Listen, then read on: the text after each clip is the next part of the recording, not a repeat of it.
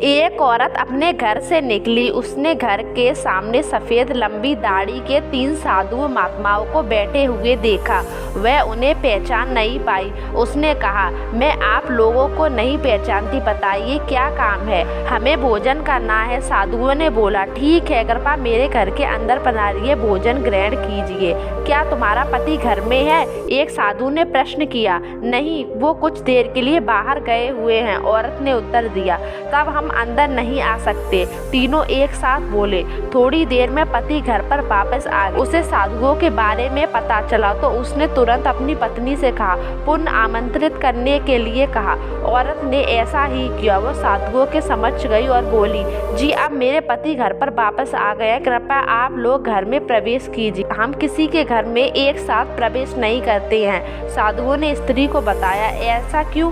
स्त्री ने पूछा। जवाब में मध्य में खड़े हुए साधु ने बोला, पुत्री, मेरी दाईं ओर खड़े हुए साधु का नाम धन और बाईं तरफ खड़े हुए साधु का नाम सफलता है और मेरा नाम प्रेम है। अब जाओ अपने पति से विचार विमर्श करके बताओ कि तुम अपने घर में से हम तीनों में से सबसे पहले किसे बुलाना चाहती हो।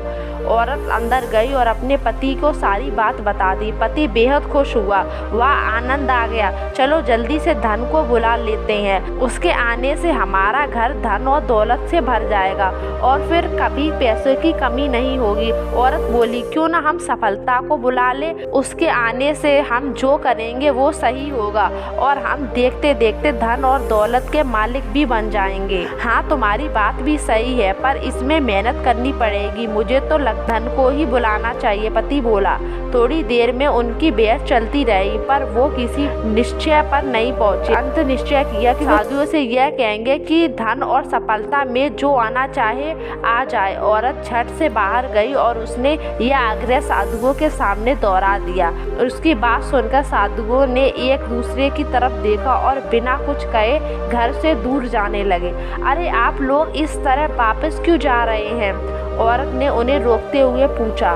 पुत्री, दरअसल हम तीनों साधु इसी तरह द्वार द्वार पर जाते हैं और हर घर में प्रवेश करने का प्रयास करते हैं। जो व्यक्ति लालच में आकर धन या सफलता को बुलाता है, हम वहां से लौट जाते हैं। जो अपने घर में प्रेम का वास चाहता है, उसके यहाँ हम बारी बारी से दोनों प्रवेश कर जाते हैं। इसलिए इतना याद रखिए, जहाँ प्रेम है वहाँ धन और सफलता की कमी नहीं होती। ऐसा कहते हुए धन और सफलता नामक साधुओं ने अपनी बात पूर्ण की।